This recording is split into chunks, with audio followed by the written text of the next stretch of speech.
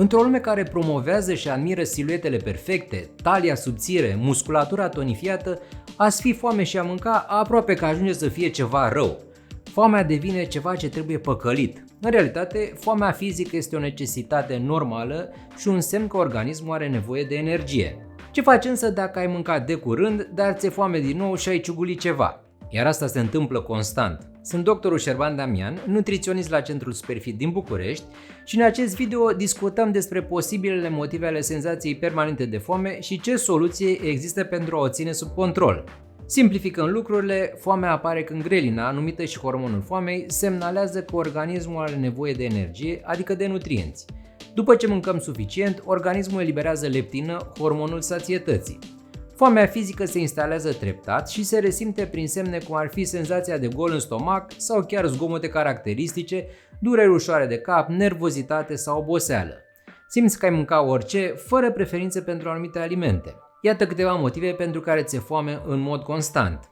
Ai un program neregulat de mese. Dacă sari peste micul dejun sau nu mănânci aproape nimic până la cină, este normal să-ți fie foame pe parcursul zilei. E bine să-ți obișnuiești organismul cu o anumită rutină a meselor. Încearcă să-ți faci un program de luat masa pe care să-l respecti, astfel încât să mănânci aproximativ în aceleași intervale de timp zilnic. Încearcă 3 mese principale plus 1-2 gustări ca să previi apariția foamei puternice. Desigur, apetitul poate fluctua de la o zi la alta. Adaptează-ți aportul alimentar ținând cont de senzațiile de foame și sațietate.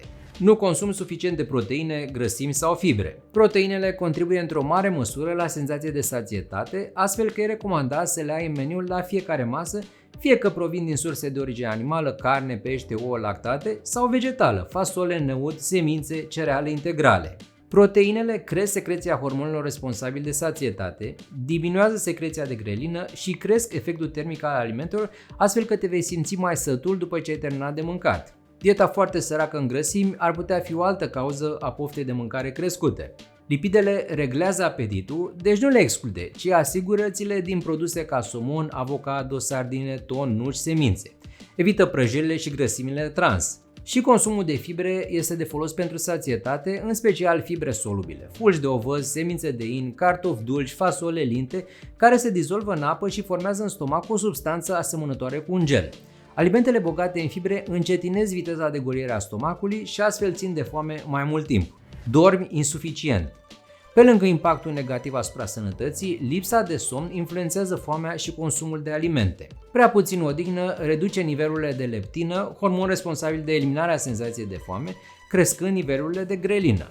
Dormitul insuficient este asociat adesea și cu o creștere în greutate, deoarece persoanele care nu se odihnesc cât au nevoie întâmpină dificultăți în a-și gestiona apetitul și mănâncă mai mult decât necesarul lor caloric. Ești deshidratat. Uneori poți confunda senzația de foame cu setea, așa că bea suficient de lichide pe parcursul zilei pentru a menține un nivel optim de hidratare. Dacă te hidratezi corespunzător, poți preveni supraalimentarea la orele mesei. Bea un pahar cu apă și așteaptă puțin să vezi dacă ți este în continuare foame. Ai o dietă bogată în carbohidrați rafinați. Multe alimente și băuturi conțin zahăr adăugat care poate crește apetitul. O meta-analiză a ajuns la concluzia că un consum ridicat de zaharuri, în special fructoză, poate determina organismul să producă mai multă grelină și afectează activarea centrelor de sațietate din creier, astfel că persoana respectivă se simte mai puțin sătulă. Alimentele ce conțin carbohidrați rafinați sunt sărace în fibre, vitamine și minerale, fiind digerate foarte rapid. Acești carbohidrați nu stimulează semnificativ sațietatea și duc la creșterea rapidă a glicemiei, urmată de o scădere bruscă, astfel că apare din nou senzația de foame. Evită să consumi frecvent și în cantități mari carbohidrați rafinați, cum ar fi produse de patiserie, și alege în special alimente integrale, ca fructe, legume, cereale integrale, care conțin și multe fibre. Mănânci mai puțin decât nevoile tale nutriționale. Chiar dacă vrei să slăbești, un deficit caloric exagerat pe termen lung te poate aduce în punctul în care ți-e foame toată ziua. În plus, foarte probabil la un moment dat nu te vei mai putea ține de dieta strictă și vei compensa perioada de foame mâncând în exces tot ce ți-ai interzis anterior. Apelează la un medic nutriționist pentru o dietă de slăbit personalizată, fără înfometare, care să nu-ți afecteze sănătatea și relația cu mâncare. Bei prea mult alcool. Băuturile alcoolice pot spori senzația de foame din cauza faptului că interferează cu semnalele de sațietate de la nivelul creierului. Studiile au arătat că alcoolul inhibă hormonii care reduc apetitul, în special când este consumat înaintea mesei. Astfel, persoanele care beau alcool tind să mănânce mai multe calorii la următoarea masă și să prefere alimentele cu conținut ridicat de sare și grăsimi. Sufer de o afecțiune care stimulează foamea. Uneori, foamea persistentă poate fi simptomul unei boli, ca de exemplu diabet zaharat tip 2. În acest caz, foamea este însoțită de sete excesivă, pierdere nejustificată în greutate, probleme de vedere și oboseală.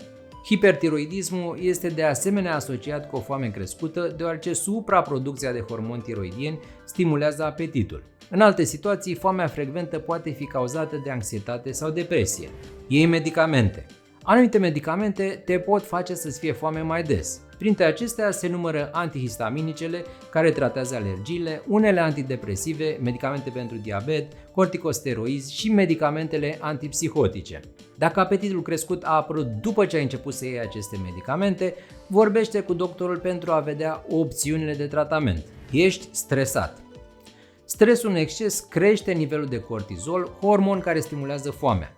Dacă treci printr-o perioadă stresantă, apetitul ridicat ar putea fi o consecință. În plus, adesea stresul vine la pachet cu lipsa somnului odihnitor, un alt factor care te face să te gândești mai des la mâncare.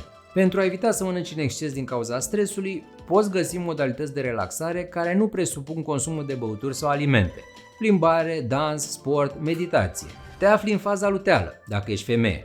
Femeile pot avea un apetit mai ridicat în faza luteală cu aproximativ o săptămână înainte de menstruație. Dacă acesta este cazul tău, asigură-te că mănânci preponderent alimente nutritive, ca fructe, legume, verdețuri, cereale integrale, ouă, pește, carne slabă, nuci și semințe. Te uiți la imagini cu mâncare. Vezi pe social media un hamburger apetisant, cartofi prăjiți crocanți și o prăjitură cu multă cremă de ciocolată. S-ar putea ca deja să-ți lase gura apă și să dai rapid o comandă pentru preparatele preferate. Când privești fotografii sau clipuri cu mâncare, foarte probabil ți se va face foame. Și nu este doar o impresie, studiile arătând că nivelul de grelină crește în mod direct ca răspuns la stimularea vizuală cu imagini ale unor alimente. Dacă la aceasta adăugăm plictiseala, oboseala sau stres, senzația de foame va fi cu atât mai mare. Așadar, evită să te uiți la fotografii cu mâncare, mai ales când ai nevoie de confort emoțional. Confunzi foamea emoțională și foamea fizică. Adesea s-ar putea ca foamea pe care o simți să nu fie fizică, ci emoțională, adică să fie cauzată de anxietate, tristețe, furie. Astfel, în loc de confruntarea cu emoțiile respective, preferi evitarea lor prin mâncat, care îți distrage atenția și te reconfortează pe moment. Învață să faci diferența între foamea fizică și cea emoțională și nu mânca doar pentru a-ți alina sentimentele neplăcute. Foamea emoțională apare brusc, se face poftă de ceva anume dulce, crocant, sărat sau cremos și lipsește senzația de stomac gol. În acest caz, găsește-ți alte modalități de a gestiona emoțiile în loc de mâncare. Află din acest clip despre cum să abordezi mâncatul emoțional. La final, să tragem o concluzie. Foamea este o manifestare naturală a corpului prin care acesta îți semnalizează o nevoie la nivel fizic sau emoțional. Pentru foamea fizică, mâncarea este răspunsul. Pentru foamea emoțională, te-ar ajuta mai mult să discuți cu un psiholog pentru a descoperi cauzele și a găsi mecanismele de răspuns adecvate, altele decât consumul în exces de alimente sau băuturi. O persoană poate alege să mănânce mai mult decât simte că are nevoie, chiar dacă nu-i mai este foame pentru că îi plac alimentele respective sau se află într-un context de sărbătoare și socializare. Dacă se întâmplă ocazional, nu este neapărat un lucru grav. Devine însă problematic când comportamentul are loc foarte frecvent, este însoțit de sentimente de vinovăție și rușine și presupune un consum excesiv de alimente. Gândirea rigidă când vine vorba de mâncare duce adesea la comportamente alimentare compulsive. În loc să tratezi foamea ca pe un inamic, abordează-o mai bine folosind curiozitatea și vezi cum îți poți satisface nevoile respective cât mai eficient. Sper că aceste informații ți-au fost de folos. Dă un like acestui video și nu uita să te abonezi la canalul Dr. Damian.